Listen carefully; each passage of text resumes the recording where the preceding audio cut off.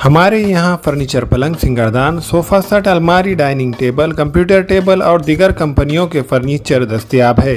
Proprietor मौलाना मोहम्मद शबीर अहमद साहब, deluxe furniture mall and home appliances, fruit market के सामने, माल्टीगिरी रोड, कामठा, नांदेड़।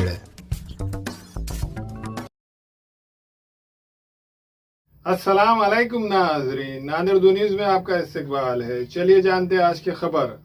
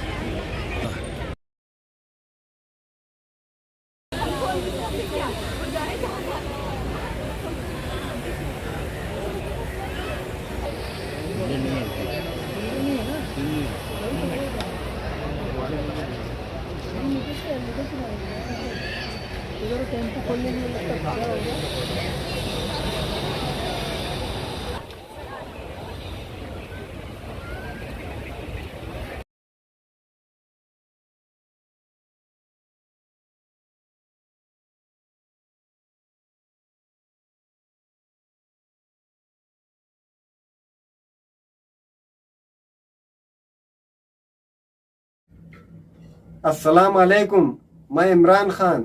हमें उम्मीद है कि आपको हमारा चैनल अच्छा लगता होगा। लेटेस्ट न्यूज़ के लिए देखते रहिए नांदेड़ उर्दू न्यूज़, और न्यूज़ के पसंद आने पर लाइक, शेयर और सब्सक्राइब करना ना भूलें।